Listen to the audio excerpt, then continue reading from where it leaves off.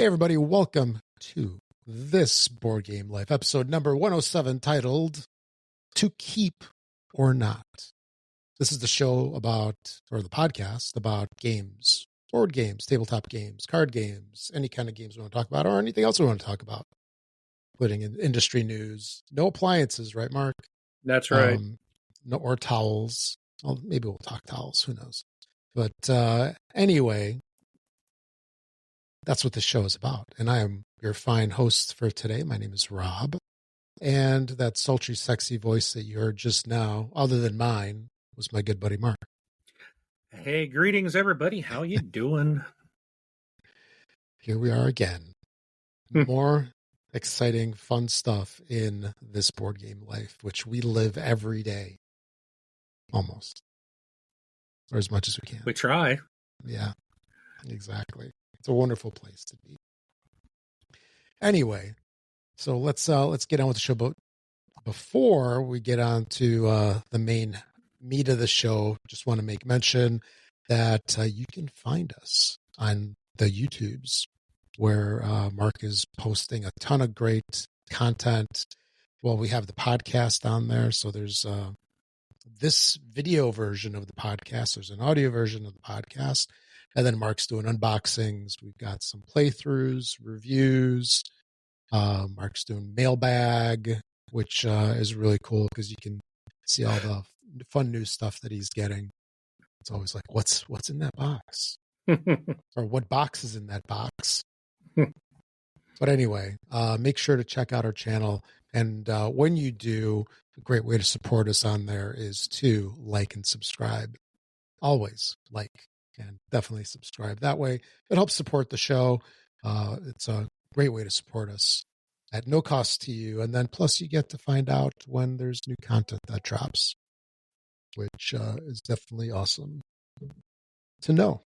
All right. So here, let's talk about what we've gotten to the table here. I'll go first. There was a game that I picked up at Gen Con, and I finally got some time to get it to the table. It's called Washed Ashore. It's a fate and flip game. So it's this little card game. Think of choose your own adventure in a card game. If that makes sense. By the way, did you know that they redid or reprinted all of the choose your own adventure books? No, I did not. Those when you were youths? Dude, of course we did. There's like, Abominable Snowman. I think that was like book 101 or something like that. But there was anyway, a ton of them. Yeah. So they redid, I guess, the entire series a couple of years ago. And you can get the whole series. I mean, well, a good place to get them too is like a Goodwill or something like that, because I've seen them over there. But if you want to get new, less stinky copies of any of these, you can find them at the publisher's website. And the interesting thing is that they have modernized some of these. I bet you're wondering, like, how can you modernize a choose your own adventure? I was just wondering, how could you modernize? Yeah, well, let me tell you. So apparently there's some things that we had when we were young, because, right, we were like preteens and teens when we read them. And some stuff from back then doesn't exist anymore. Like, people really don't have phones at home. So apparently, like, some of the stuff that they've actually changed is like, you run into the kitchen, you pick up the phone. It's like, now it's, you pick up your cell phone. So they've had to modernize things a little bit to roll with the times, but apparently, they probably don't need to change the Abominable Snowman. So what you're saying, Rob, is we're old? Well, technology things that existed different in our childhood are no longer. Yeah, technology is different now, but the Abominable Snowman and the Loch Ness Monster, they're all the same. Yeah. And don't forget, though, this is my pro tip: when you get bitten by the snake, don't run for help. That will be your demise. Because that makes the venom. real quick. Spoiler. But anyway, so I segued us into Choose Your Own Adventure books. Now it'll bring us back into Washed Ashore. So what's interesting about this game is that it's this deck of, I don't know, like 80 cards, and they're double-sided, and then there's top and bottom. So you're basically going through this gamified Choose Your Own Adventure on a card deck. And as you're going through it, you have to make choices, and then it'll affect your statistics, like there's a food tracker, there's energy tracker, and just as an example, it's this one card where you slide these little like paperclip looking things up and down to keep track of things. But what's interesting is that you go through, you make your decisions, and then it'll tell you, okay, make your adjustments, your tweaks on your scorecard, and then flip this card along the long side and put it on the back of the deck. And then it'll tell you to progress to different cards on there. And there's items that you have. It's pretty interesting. So it's definitely a solo game. It does have definitely a replay count, right? Before you've kind of done it all. There's 13 different endings in this one. Just like how in a Choose Your Own Adventure book, there's like 5, 10, 15 different endings. And then you can basically replay it to try to maybe make smarter decisions, unless you're me, and every decision is a smart one. Or to see what the different endings are and see how the story progresses. So it's a cool little card game. I think it was like $15 when I got it. It was definitely less than 20. It's something that you can definitely, knock out in like half an hour, and you just get some enjoyment out of there. And definitely get your reading glasses if you need those. Don't forget them. But that's what I played. How about you? All right. So I got my list is shorter this week, but I did get to play some just amazing games. I did get to play SETI again. Absolutely love this game. I've spoke enough about it, so I won't dive into it, but just SETI, Search for Extraterrestrial Intelligence, fantastic game. I did play ARCs again. This is like my third or fourth time, and this will come up great in our topic today. This game's going to be leaving my library this week. It's just not something that I just don't see the draw of this game. I know it was super popular. Lots of people loved it last year when it came out, and I don't get it. Feeling it. And the majority of my group feels the same way. We're just like, I don't know. So, I'll talk more about that later on.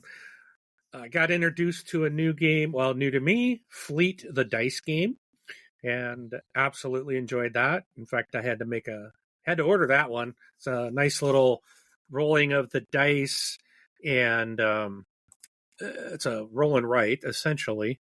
Yeah. But what's interesting is so if you've got 3 people, you're rolling I think you roll 1 extra die than you do have people in the game. So we had 3 people. We were rolling 4 for the start with your ships, and whoever's the first player, they roll a dice. They pick a dice to do as an action, and then you go around the table, everyone picking a dice, and whatever the last one is, everyone gets that action. And then you go in and you do your income, and then you do some rounds, you'll do fishing, and then you end up doing town actions. And then there's dice for the town, and it does the same thing. You roll the dice and you get to pick, whoever's first picks their action, goes around, and you have 1 dice left over that everyone gets that town action. So you're doing these down on your paper, but marking these things off. But again, it's as you do certain things, you can kind of chain some things I did this, which gives me some coins, which gave me another action. And so you're trying to like chain things, and you're trying to get up this fleet of fishing boats, and you want to make sure that when you're doing a round where you're fishing, that you have enough space on the boats where you might need to get some other boats into your fleet. And there's all these town actions you can take, and it's just a fun little, quick little game, about 30 to 45 minutes. And it was a lot of fun. I really enjoyed it. So I ordered this game, and it's actually out for delivery right now. It should be showing up at any time.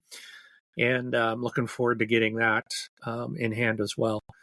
And also, later on in the show, while I'm talking, just order the original. Okay. The OG.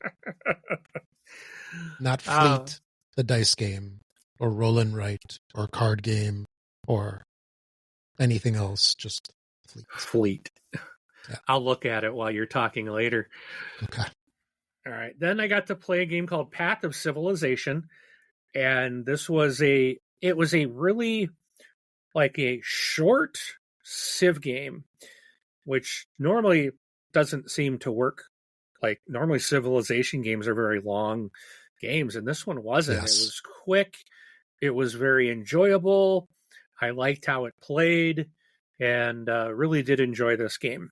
So if you are interested in Civ games but don't want to play one that takes forever, check out Path of Civilization. Let's see. This thing is, what do they say? Well, they say 60 to 120 minutes. I think 2 hours that's way too long. Now, we played with 3 people, and they were teaching me. I can actually pull this up fairly quickly to tell you how long we actually played. We took us 1 hour for 3 people to play, and they were teaching me. So you played it wrong? No, we did the 60 minutes. Okay. All right. They say 60 to 120. Maybe 120 if you have the 5 players, because that does almost double the amount of people. But even then, I still think 2 hours would be, you'd have to really be taking your time, I think, to get 2 hours in this game. So, but it was fun. I enjoyed it. Then I also got to play the new reprint of Botswana, the Reiner Knizia game. Yeah. And I took this over to my mother's house. I'm like, this seems like a real simple game. And she really enjoyed it a lot. Really? And, okay. Yeah. And she kicked everybody's butt. So every time I teach her a new game, she always wins. Funny how that works. It's crazy. Yeah. And I'm not trying to let her win. Like, this was like what I thought was a simple game. I should have handled it okay.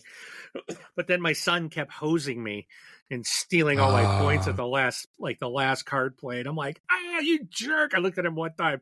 I had like a whole bunch of I think I had rhinos and in front of me. And then they were like, I had like the 5 card in my hand to make him worth max points. And he put down as the 0 card, which made him worth nothing. And then somebody went out before it got back to me. So I got no points for all my rhinos. I was like, what a jerk. But he got a kick out of it.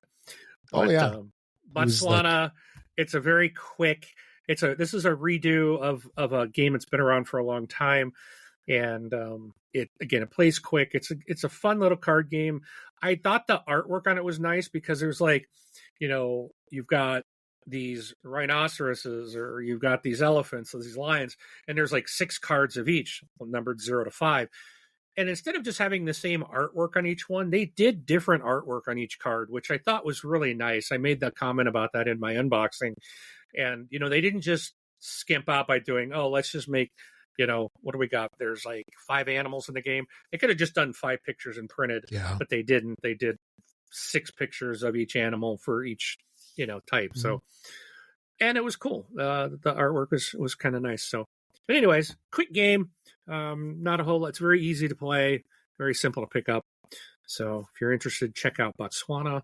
And this one has the new reprint from 20th Century Games does have these wooden animal tokens that actually are really, really nice. They did a really nice job on them. And that's when you play a card, you take an animal token, put it in front of you.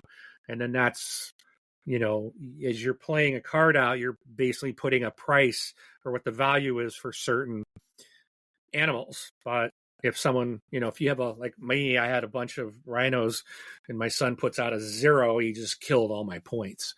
So you got to be careful of what you're grabbing, and it's watch what's out there. But the interesting thing is there's always cards removed from the game. So at the very beginning, you always take, like with 4 players, you take 2 cards out.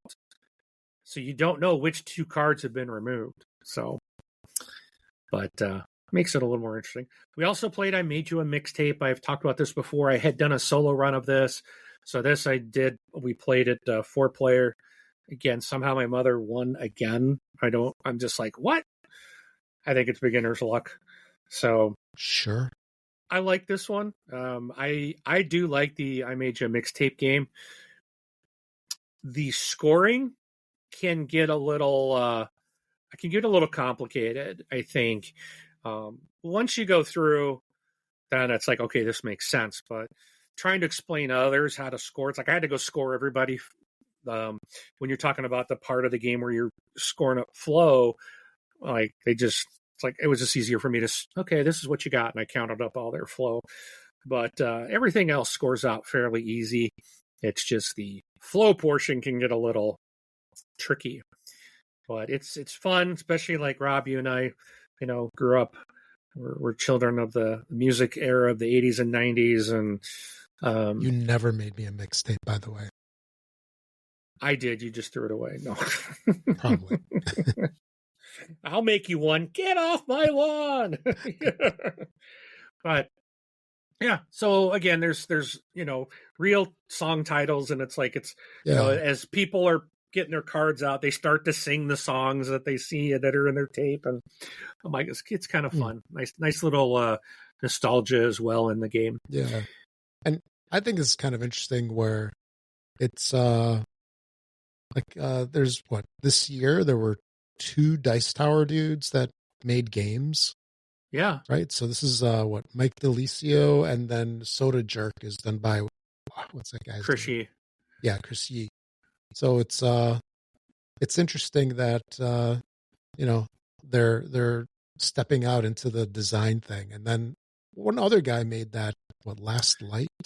Yeah, I have not had a chance to play that, but I can see him, but I can't remember his name. But yeah, so they have done. They've had some games come up. I got to look this up. What is his name? Because I know it. Oh, Roy Cannaday. Yeah. So, but Last Light's one I definitely want to play. I got a friend who has it, so I'll have to talk her into bringing it to game night some night. So, but the last thing I played last night, I got to play Brink one more time from Ivy Studios, and I actually have played this once before. I decided to buy it. I did finally see that the deluxe edition was available in the store. So this is something that's been shipping out to backers, and it looks like it's now appearing in stores. So my copy should be here Friday. I'm looking forward to it. Brink is a really, really good game with just lots of different variations and options, and it's there's trading going on, and you've got voting going on. You're putting these ships out, and you're trying to get supplies, and you're trying to get power and different regions, and it's a very interesting group of game mechanics.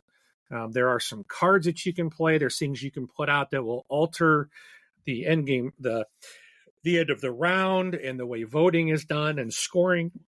Excuse me. So you can try to hurt others if you have an idea of what they might be trying to vote in. Like there was something we had where voting for yellow, for every vote for yellow would reduce that vote total by 1 or something, like, it basically are trying to just nullify any votes for yellow to get more votes for themselves. But it's a really fun game. And I think this is my first Ivy Studios outside of, I played something small. It's sitting right in front of me, but I can't find it. Well, maybe it's not in front of me because I don't see it. I can't remember the name of it, but it was part of the Tend universe. It was a 10, little yeah. card game. What? I was going to say 10, but is that what you picked up at Gen Con? Yes. When we went over there? Yeah. Yeah, it's a card game in the Tend universe, and I can't remember the name of it. Yeah. But, it's probably right here behind me. Because nope. Just look at the shelf. Yeah. I'm looking. My small stuff is usually right here. But I've got some things. I got some things in various places, but for some reason I'm not seeing it. Anyways, it doesn't matter. But this was like my first large game from Ivy Studios. I know they're very famous for lots of different things. So Brink is in the Moonrakers world. Yeah. I think it's a Moonrakers. And I have not played that. I have not played that game. But I really have fallen in love with Brink and can't wait to get my copy. So I should be, if you're interested in seeing what this game looks like, what comes in it, there's a lot of tiles. It's like a tile placement. You're exploring in space and putting up new tiles, and these tiles can give you resources and actions. And so there's these different things, and you got, when you're placing your ships out on the tiles, depending on which ship you place, determines whether you're picking up stuff from one tile, two tiles, or three tiles. And there's a lot of strategy of how you're doing things. There's ambassador cards you can grab that will give you some kind of ongoing bonuses throughout the game, potentially end game scoring bonuses. There's action cards. There's these other cards called what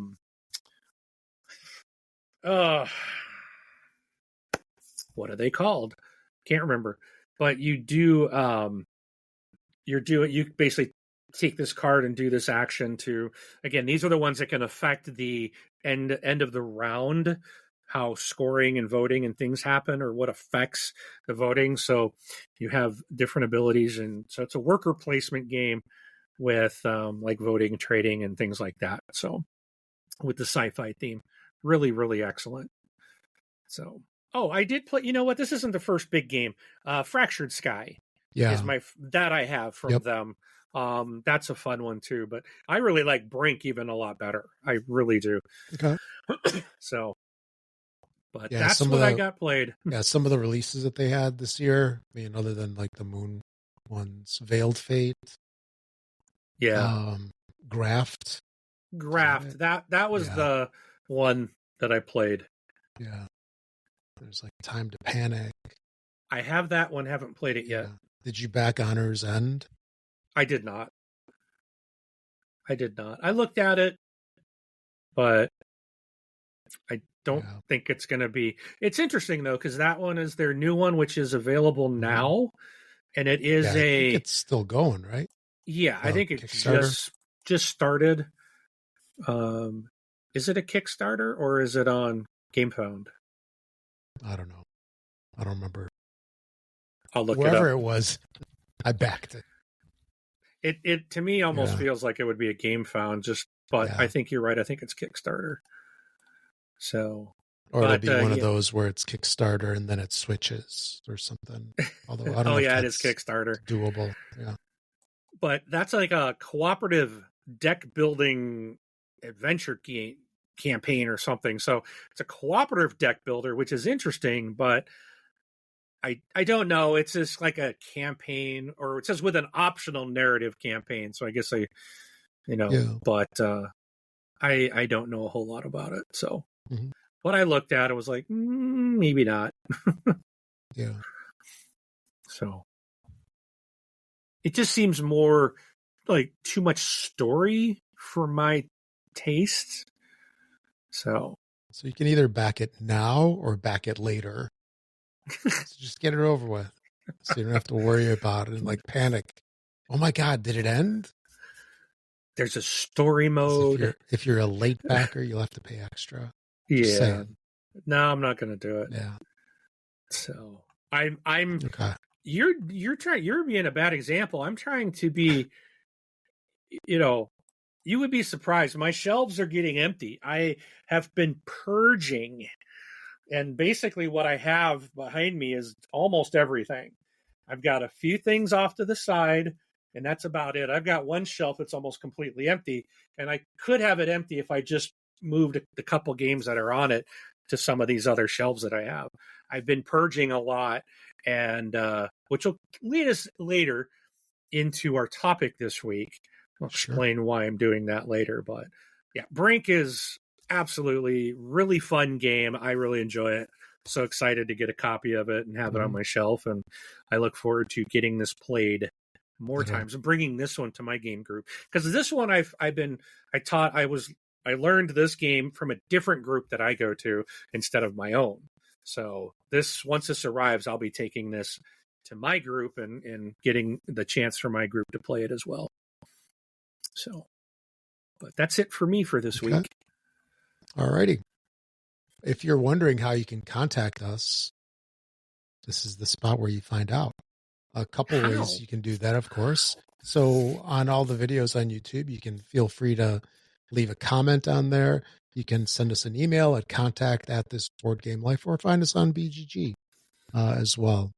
We've got a guild over there, and there's just so many different ways to do it. So choose whatever method you like. In the end, it all gets back to us. All right, before we get on with the main part of the show, there's a couple of things. Did you have any news stuff that we're going to talk about? I had like 3 things only. Looks like, only the one you got here. Yeah, I saw, but that was it. So yeah, so I thought this was kind of interesting. So apparently Kickstarter went on strike. Did you know about this? I didn't. I didn't until I was looking at news stuff earlier today. until just now. But there's a contract that expired. I guess they're unionized. And they had a 3-year contract, and then their current contract that they had expired in July. So they elected to go on strike, which I thought was interesting. And the key issues that they had, according to the union folks, are they want an extension of the company's 32-hour 4-day work week, which has been in place for 3 years, and a minimum living wage for New York City, which New York's kind of pricey. Yeah. Basically, the union says it costs $85,000 a year. That's the minimum living wage out there. Unbelievable. The company wants the right to return to a 5-day work week in the future, and has not accepted the minimum wage proposal. So they voted to strike on September 26th, and they want people to give them letters of support, I guess, which is interesting. I haven't seen any updates on this, so they may or may not be striking still. Well, there's still stuff going off on Kickstarter. Yeah. Maybe it's automated, right? At some point, could be. You're just sitting there watching servers kind of do their thing, and let me see. There was an update last week, and key open issues, according to the union, are the extension of the 32-hour 4-day work week and minimum wage. So I guess that's the stickler for them. So yeah, we'll see how that goes. Hopefully it works out for everybody, and for us as well, because we tend to send them money so that companies can send us games. Yeah. Another thing is AEG, which is one of my more favorite publishers. I tend to like a lot of their stuff, and they have some cool events over at Gen Con. But one game that they recently had on Kickstarter is Misfit Heroes. This is a Phil Walker Harding card game. And this one was announced that it's going to hit retail on April 3rd, 2026. So it's going to have a retail price of $39.99. It's 2 to 4 players, 10 and up, plays in 30 to 45 minutes. So interesting little card game. Definitely. So there's that. And I thought this was interesting. So one game that you and I both enjoy is Castles of Burgundy. They had special edition that came out from Awakened Realms, and it got a reprint. All this Castles of Burgundy goodness in all these massive boxes. Well, it looks like Ravensburger is going to be releasing the Castles of Burgundy special edition to retail in the fall of 2025. So to me, that means any day now, right? Because it is fall and it is 2025. So what's in this version? I bet you're wondering, because I was. What's in this version, Rob? Yeah, this is a definitive edition of the game. The other one was special edition, definitive. I mean, this reminds me of the whole, when the next generation consoles came out, where you had the high def version of a game, then you had the definitive edition, then ultimate edition. So they're kind of doing the same thing. So the special edition was released in 2023, so 2 years ago by Awakened Realms. And the special edition is going to offer players a complete redesign of art and layout, as well as premium components.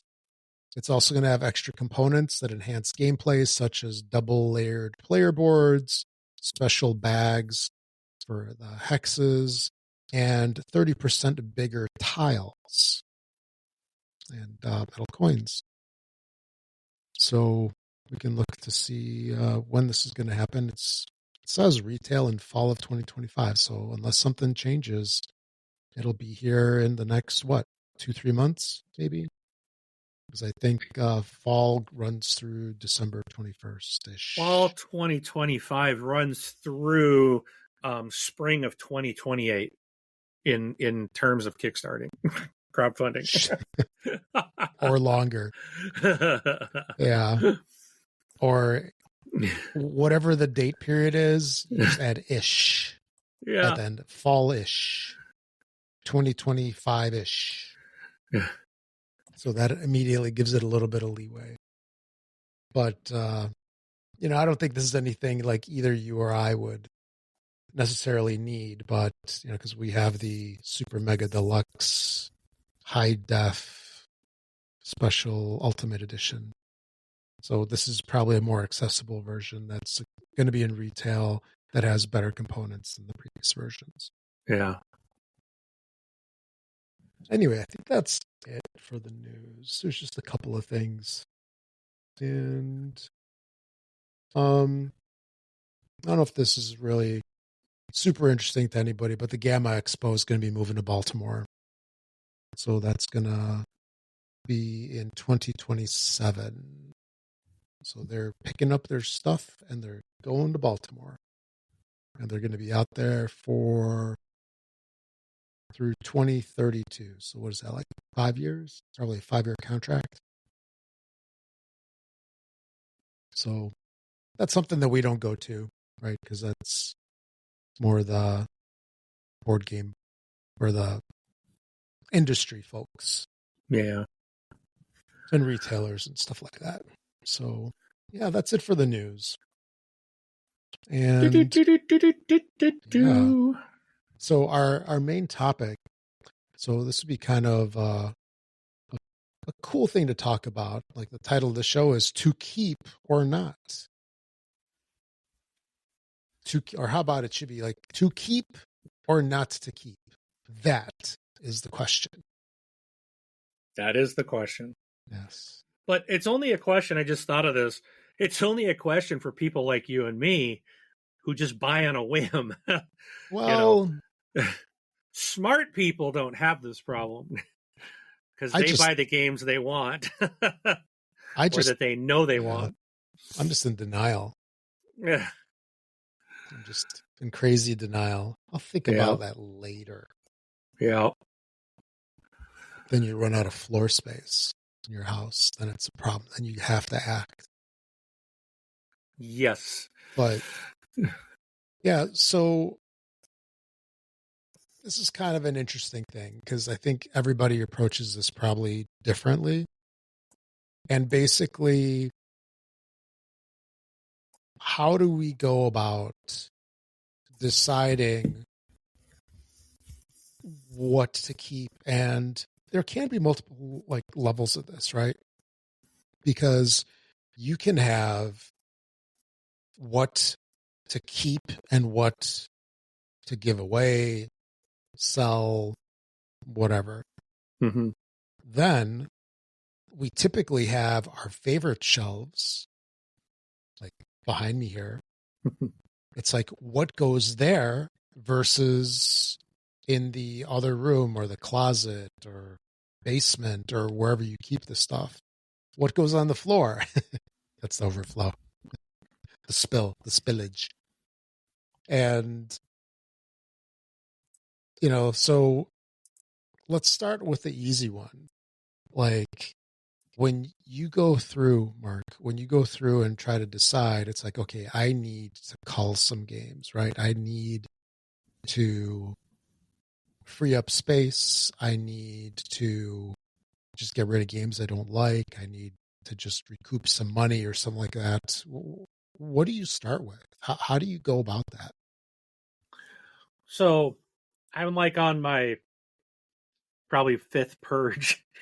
This Mm-hmm. last time I started getting bigger things. So I started with like small things or just older stuff that I just don't play or that my group doesn't play or that I played it once and I was like, it was okay.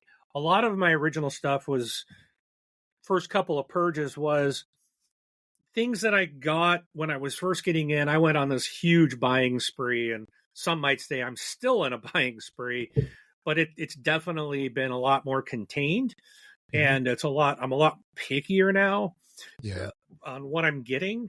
So, and again, I mentioned this a couple of times, not to keep repeating it, but it was maybe a couple months back. I got to play Great Western Trail, and in the middle of that game, it hit me. I was like, this is so much fun. I want to play this again right away. Okay. I haven't. And I knew it. I'm like, this is going to be something that I didn't have. Someone else brought it. Now I have it. I did buy it. It's right there. If you're looking at my fingers pointing right to it. Then I got like an expansion, and then I got the El Paso one, which I haven't tried that yet. But I don't even know if I want to play the El Paso version because the original was so much fun that I think I'd rather I'm going to try the El Paso, but I'd like to play it at least once. But I think it's going to be one of those that the original is so good that I don't need to have the other one. If I want to play that game, I want to play the original. Right. And then I got to play Tolkien, the Mayan calendar, and I was like, oh my goodness, this is so fantastic. So it's like I'm a Fresco game you gave me a couple of years ago. I finally got played, and that one I have been able to play it a couple of times. And it's like I've got all these games, and because I have so many, and because I'm constantly buying something new, I'm always playing something new to try to. I got a list games not played. It's that shelf of shame. I'm trying to get them played. I'm buying them. Let's play them. Planet Unknown sitting right here. Love this. This is like one of my favorites. I don't often get to play it. I got Leviathan Wilds. I've got SETI. I got Teagarden. I got Galilei just right here. Just right there on that little spot. Andromeda's Edge sitting right over here. And there's a Tolkien I mentioned. And So a lot of these games I'm like, I want to play again. I want to get them played more than once. And so I'm trying to now get rid of things that I don't really need, that I'm not going to be able to probably get played. Or if I've played it, is it something that I'm like, I've got to play it again, like a Great Western Trail? If it's not, then it's like, okay, I need to chuck it. So I do have also like Last Station London. I think that's what it's called, sitting right up here at the top. I had Paris, there's like London and Tokyo. Yeah. And I bought them because it's like, I got to get them in this series. But then, like, I actually liked the London. I think it was that one. I think that was the first one. I liked that one. Then the Tokyo, there were some changes, and I didn't really care for it as much. And then I never even played the Paris one. So I'm like, I just kept one. I'm down to just one of them, and I'm getting rid of the others. And so, like Space Base sitting right next to it. I love Space Base. Fantastic game. I had like 3 expansions for it. Never touched them. And I'm like, why do I have these? Like every time we play the base game. It's absolutely fine. We don't need anything additional. And I got tired of like every time I go, I got to learn something new because I'm playing something new. And then all these amazing games that I have sitting on my shelf go unplayed. And I'm like, it kind of hit me. I'm like, okay, something's got to change. So that's where I'm kind of like looking at things, going to start making some tough decisions to purge the things that likely aren't going to get played. And I still have a lot of games. There's still a ton of stuff, but I'm trying to get it to be the stuff I really, really want because I want to play it again, and trying to make that transition from collector of games to player of games, but player of games that I really, really enjoy playing. And I want to get things like Andromeda's Edge and Lost Ruins of Arnak, and I got the big key. I got the big case. I got all the expansions. I've only played the base game, and I played it like twice. Like, I want to play more of it. I want to play the expanded content. I buy that, but then I just don't have the time because, something new came in, and now I got to play that. So, and I kind of tried to apply that to the Fleet, the dice game. So I'm like, okay, I've got roll and writes that I really like. Hadrian's Wall, Draft and Write Records. I've got several others and I'm like, how often do I play a roll and write? Not a lot. So I'm like, but I really enjoyed the Fleet game, and you can play it solo. And it's something I could take that's a quick game that's very easy to play at a game night. So I'm like, I think I want that one. I'm going to go ahead and add that to my collection. Mm-hmm. And I can play it in multiple groups because of the flexibility of it. So I can play it with my mother. It's something that she could learn. But I can also take it to my game group and play with them. So I'm trying to be careful of what I purchase, or back, so that I don't just buy for the sake of it. Just like we mentioned, Honor's Edge, or is that what it was? Andromeda's Edge? No, the one you mentioned that's crowdfunding now from Ivy Studios. Oh, Honor's Edge? Honor's something, yeah. I'll look that back up so we get I think it was Honor's End. But sounds good. Honor's End, that is correct. Okay. Yes, it's Ivy Studios. Yes, I like some of their stuff. Their stuff is great production. But I have this, like, I want to buy it. I have this, like, I want to get it. I get excited. It's going to be very high quality. But I gotta like, this is something I need to wait. If later I get like Brink, I did get to play it. Now I'm not getting the super deluxe edition because you had to crowdfund to get that super deluxe edition, or probably buy it on the secondhand market. The deluxe edition is going to be fine.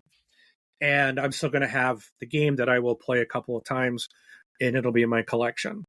So it really takes a lot, I think, if you're someone like myself who just, I get excited by buying something. I get excited by something new, but then like trying to be like, I want to play some of these old stuff. There's a lot of stuff I haven't been exposed to. And you can't keep up with the stuff. There's just so much coming out now. You can't. And I'm in an active group. I play at least every week. And like I got to go last night. I'll be going again tomorrow to my group. So, as active as I am in playing board games, I still can't play everything that I have. I need to tone it down, and I really want to play some of these games more than just once or twice. So that's kind of a long way of, I don't know if I answered the question, Rob. I don't know if there's no clear answer, because everyone's going to probably have a different criteria of what to keep. Sure. Some people like the new hotness. A lot of people might just be like, I just want to always be learning something new. So they might always be purging. Me, it's like, I would like to learn some of these games so that I could grab it off the shelf and sit down and just teach it and know the game, and then actually play it, not going every time like, okay, how do I do this again? Even Brink, I'd only played it once. Last night it was like, okay, I made a couple mistakes to begin with. I was like, yeah, I need that first round to get back into how to play, trying to remember all the little things that can affect the game. So, and it'd be nice to be able to just play things enough to know the game well enough you can sit down and play it. And having that ability to play some of the classic games that are out there that coming late into the hobby that I did not get to experience when they were new. So just because it's old, it's still new to me. And there's some amazing games out there. So. Oh yeah, definitely. I know, like some of my criteria, and I don't know if this is good or bad in terms of decision making. Probably bad. But with some games, I get some kind of emotional investment into them, if that makes sense. Like, oh, this is a game that I got when I first got into the hobby and I really enjoyed it. So I might keep a game just based on that. And maybe there's a better game. Maybe there's, 10 games that are almost identical, just different themes. Maybe there's even like two newer versions, right? 2 reprints that have come out since that are maybe better in each way. But I have that investment in a game where it's like, it reminds me of like, hey, this is like for example, like I haven't played Dominion in a really long time, but I'll never get rid of it because that was one of the first games that I got when I got back into the hobby. Like it was like 2010, 2011, whenever that was. Because I went to this local game store that was in a mall. So I think they sold games and they sold calendars, something along those lines. And they had a ton of board games, and the guy recommended, he's like, hey, there's this game called Catan and there's this game called Dominion. They're really popular. And I'm like, okay, I'll grab them. And this is like when Dominion first came out. And because of that, I'll always keep Dominion. At least that's my plan. Just, I'll keep that one case of all those cards. And I've got everything combined in this artist case. And it like weighs 1 billion pounds. It's super heavy, but it's like all 8 games in one unit. But when I have a fondness for a game or there's something special to me, I will keep that game. Definitely. Another criteria based on if I want to keep it or not, also is table presence. And I know that's stupid. But if a game doesn't have something appealing to it in terms of how it looks, how it plays, maybe the art, and that will subtract a couple points if I'm looking to keep something or to punt it. I know that's a goofy thing too, but that's how I roll with my stuff. So there's some like unusual criteria that I use in addition to, is it a good game? Right? If there's I can't say that there's any game that I really, really, really disliked, because to me, in part, it's how much fun I have with people. There's games that I don't necessarily want to play them again. Doesn't mean I dislike it. You know what I'm saying? No, because I immediately think of a game that won the Spiel de Jar, and I hated it. That's a you problem. But anyway, so there's so many criteria that I have, and then I have to mentally go through, and there's also a checkbox for how well received the game is. So, for example, like here, right here, I have Great Western Trail. You mentioned it a little bit ago on your shelf. That's a game that I'm probably going to stick with for some time. I'm not going to get rid of it. No. Is it my most favorite game? No. Do I enjoy it? Yeah, but I'll hang on to it just because it's such a well-received game.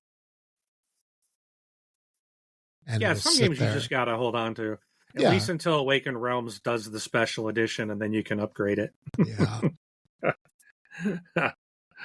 So what you're basically telling me, when that happens, then you don't want that, because you actually have, I think, the second version of it. I do have the second. That's the original one. Actually, a funny story about that. So you see how there's like the three dudes? I don't see them. I can't see the box. I see it. Was it Adventureland? You're just off screen. Oh yeah, that one, the original Great Western Trail. Yeah. So when we went through all that COVID garbage and we had to stay home and we were all on our meetings all the time, I actually had to get a screen for like one of those folding room divider screens. Yeah, panels. And I had to put it here because Zoom and WebEx kept zooming in on those faces. And I would go out of focus. They would go in focus. They would go out of focus. And it was just going back and forth. And I'm like, then I got rid of it. And then there were problems with other stuff. And I'm like, that was interesting. It made me spend money. Yeah. IKEA made some money. Yeah. But, so there's definitely some games that I will keep just because of how well received they are. Another thing is, if a game is higher up on the BGG rankings, I don't want to say hotness list. Yeah. But, not that I scour the list to see what's on there, but if a game is higher on that list, to me, it's more keepable. Do you know what I'm saying? Because it's typically the better games will be there, and stuff that's in, the 10,000s. I mean, there's some 10,000 level games that are, definitely still awesome, but, they just don't have the reputation or the following that some of these other games have. But, and another thing that I think about sometimes as well is, if a game has a small box, I'm more apt to give it a pass. Meaning to keep it versus to get rid of it.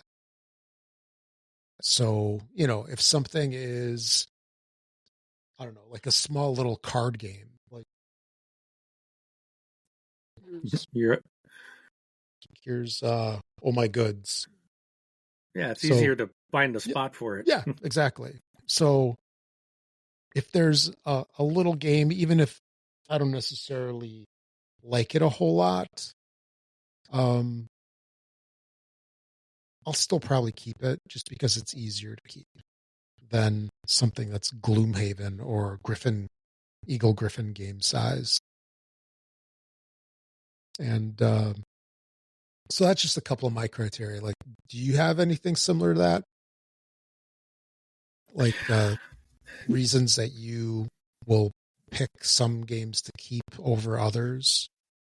Just like arbitrary stuff out of the norm that most people would think.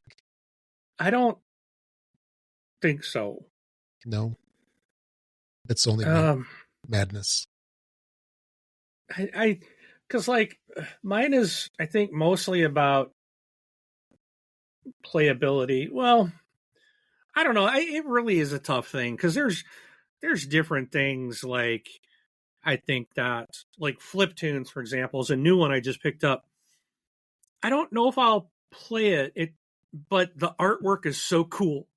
I absolutely love the artwork on that, and that's something I'll probably just keep. That's a reason. But it's a small card game, so it doesn't take up much space, and it is something I could pull out at any point with any group and play it.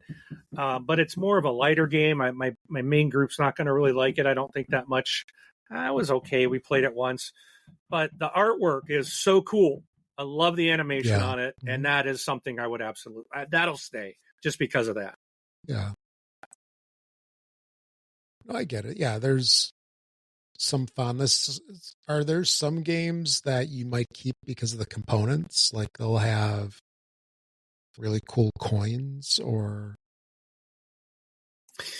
maybe minis? I think the games, everything I'm getting rid of, I don't think I'm getting rid of anything that really has... Like the Luxified stuff? Well, that's tough. So I have Too Many Bones, and you do, which is a very expensive, very heavy. Oh, I thought you were talking very about deluxified chip theory game. I know. Yeah. So, but I also bought like Undertow and Unbreakable. It's like they're the standalone expansion. They're not expansion. They're like standalone games, like to continue the story or something. I bought them. They're sitting here. Never played them. If I can sell them for a decent price, then I will let them go. I am not taking them into my local game store to get to get $2 for them. Like, that's not going to happen. I'll just hold on to them. CD replay. Yeah. Or whatever. So I'm also looking at getting rid of ISS Vanguard. I bought all the stuff, and I got to play it a couple times now, and it's just not for me. It just really isn't. And so, but again, it was such a big investment that I can't just let it go. I'd rather it sit on my shelf and look good, than to just give it away, essentially. So that's like, if I can get that one for a decent price, then I will. And I got one other one that's Dungeon Saga Origins.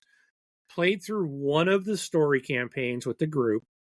It's not a bad game, but it is kind of a one versus many. So one person is kind of controlling the dungeon as the others are going through it. And it was kind of fun. I'm competing against them, but I wanted them to kind of succeed at the same time, because I was, kind of like I was the dungeon master, if you will, or the game master running the dungeons, but I still like control the monsters that they're attacking, picking who I attack and position of the monsters. So I'm kind of attacking everybody, but I think there's better. It was very basic. It wasn't really, and I got terrain, I got miniatures, same thing. That thing I will let go. But again, it's like that one's going to have to be sold to someone on Facebook Marketplace or something like that, to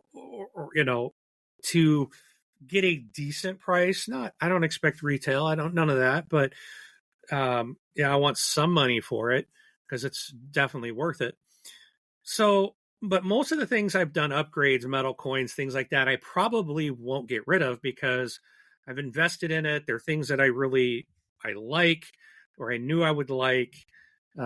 Just a couple of things that I have that I kind of thought that and have turned out to be otherwise. So, yeah, I don't. But again, if I had something that had metal coins in it, that I'm like, okay, I'm not playing this. Lords of Waterdeep, I've upgraded the snot out of that game, and I don't really get to play it much, but it's one that I want to, and my group does like that game, so I will hold on to it, and it's something I'll just try to, as I'm making the purge, then it opens up the ability to play some games like that where I've bought all the extras. So again, there's no clear cut answer. It really is dependent upon each and every title, and I think how we're feeling that day. Yeah. Are we nostalgic for the game or not? Yeah. That's a good way to put it. Like, I'll keep a game if I have some sort of nostalgia for it.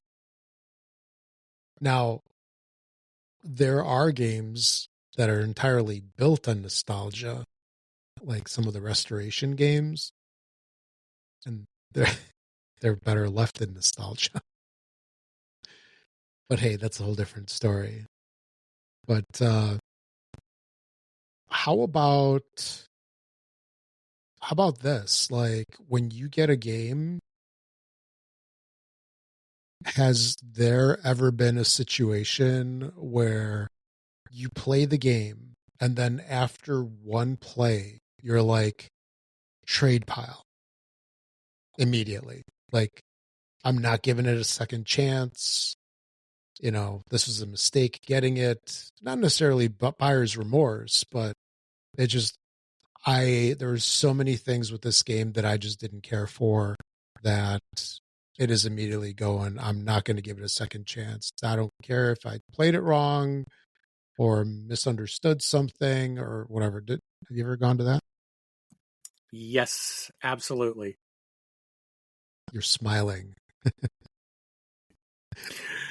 A game again comes to mind called Challengers.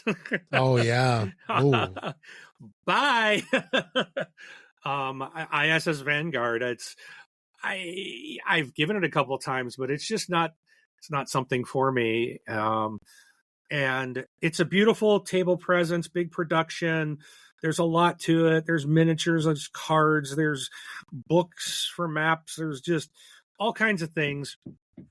But it's just, in the end, I really don't enjoy it. I really like games more like, I think, like Nemesis, where you've got action, you've got, even if a game is great, but I'm sitting there for 20 minutes waiting to take my turn, it's just not fun. I like games where, my favorites are where everybody's playing almost constant. It's just simultaneous play. Yes, I absolutely love that. Or where you don't have a lot of room for analysis paralysis. I want to keep it moving, because you get that one person that just takes forever on their turn. Next thing you know, everyone's on their phones. No one's paying attention anymore because they're bored. So I don't like games that allow that to take place too much. But so if there's a lot of that, I'll just lose interest, even if the theme is nice or the game is good. If it just takes 4 hours to play because there's just too much time between turns, it's not anything. My thought is I can play 2 or 3 other games in the time frame of this one and have a blast over there constantly, as opposed to, I did my 2-minute turn. Now I got 18 minutes to waste on my phone till it comes back around to me. That's just not fun. Right. All right. Here's another thing for you. How about reprints of games? Is acquiring a reprint worth getting rid of the old game? So, like, for example, Alia Iacta Est, right? That one you just picked up recently. And then that one was redone as, Golden City or something like that.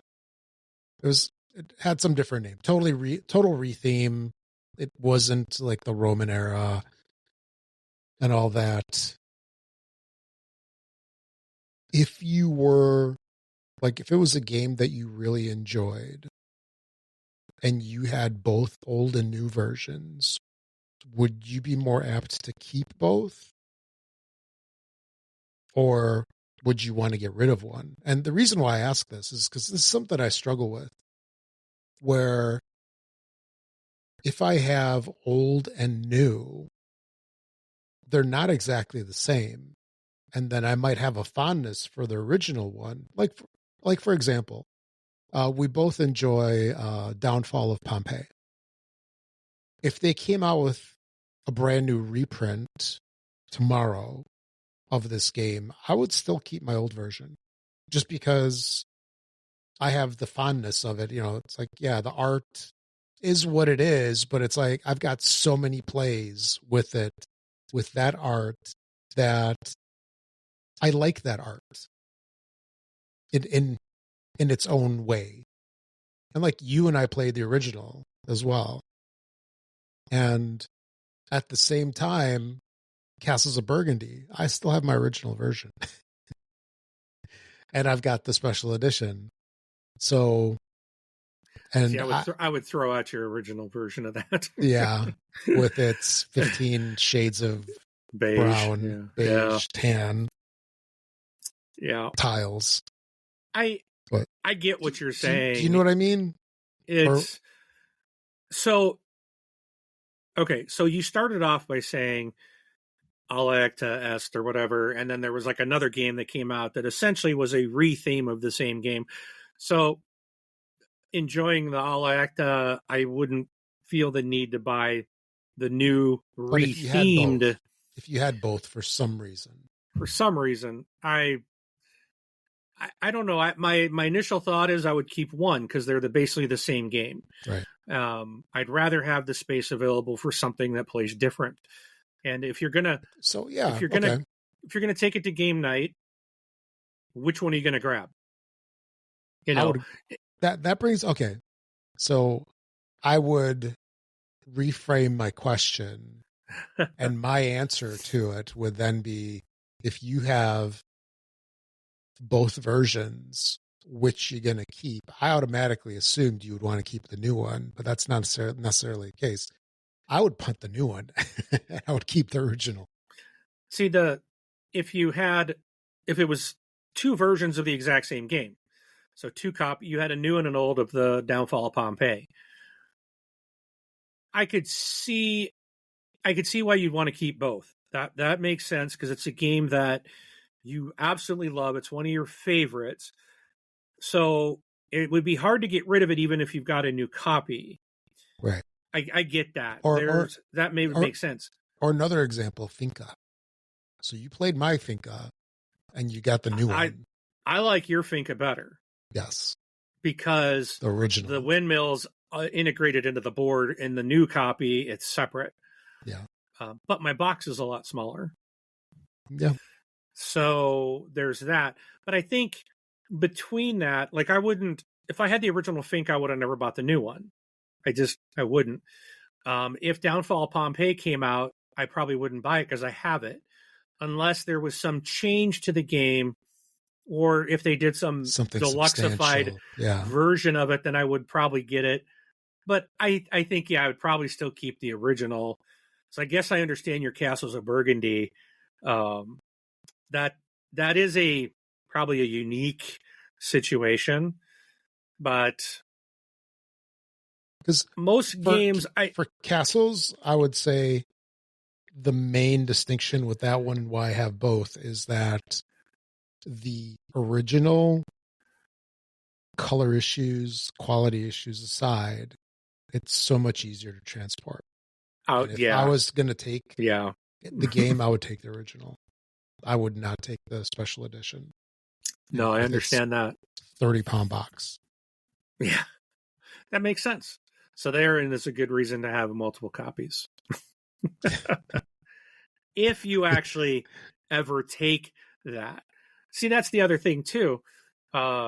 if you enjoy the game enough, like I will haul Castles of Burgundy to game night. Doesn't matter how heavy it is.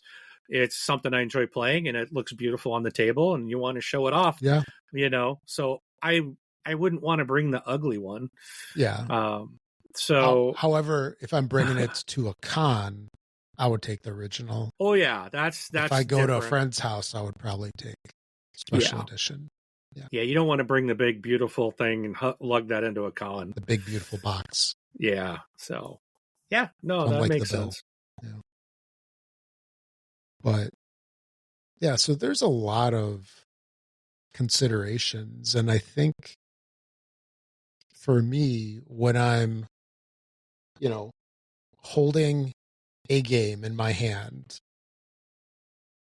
I'm judging the game on so many different qualities and circumstances, where it's like, how many of those boxes does it check?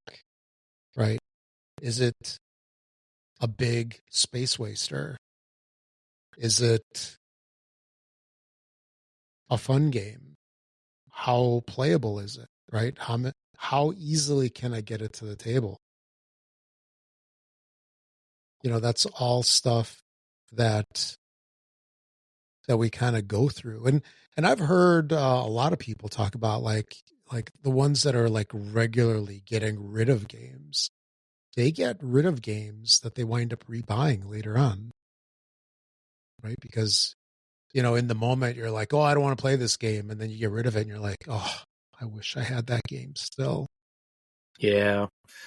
I think another good option too is instead of just purging. So when I say purge, I'm thinking of getting rid of stuff and selling it. But a friend of mine here does a lot of what they're called math trades.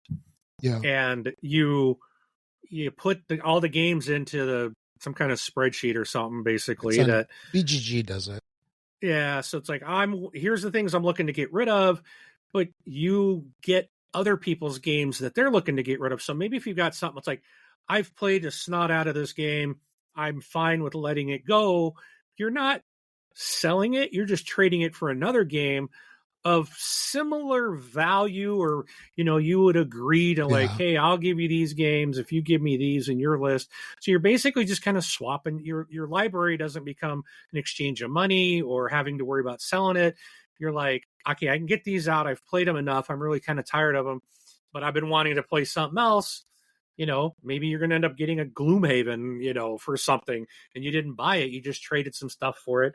Now, once you go through that, spend your couple 100 hours in it, you're tired of it, you trade it out to get some more games into your library or something. So that's definitely another option. Oh, yeah. Yeah, that's like where it can go like many people deep, where it's like if you want Castles of Burgundy and you'll trade ISS Vanguard for it, it's like I might have a game that I want to trade for something else, and then that goes to person 2. They trade something to person 3, and then, the game then goes to you. Eventually, everybody gets filled. Well, hopefully. I have heard that some people, they ruin the chain, which is no good.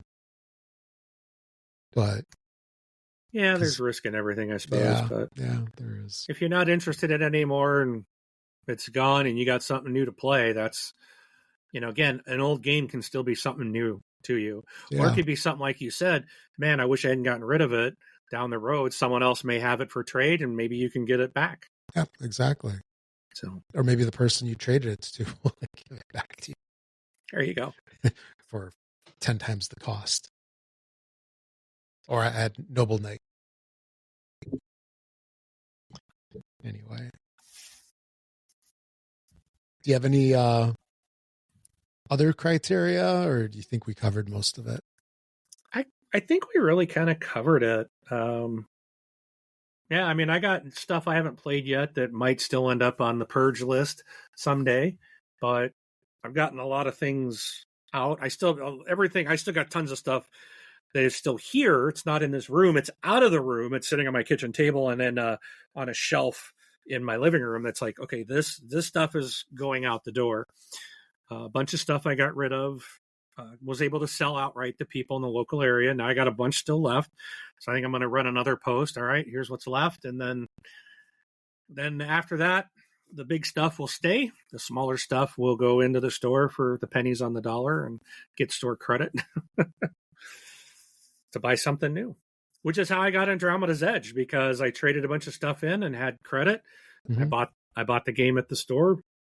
Essentially, I just traded a bunch of stuff in for it. So yeah, but stuff that was just sitting there, technically.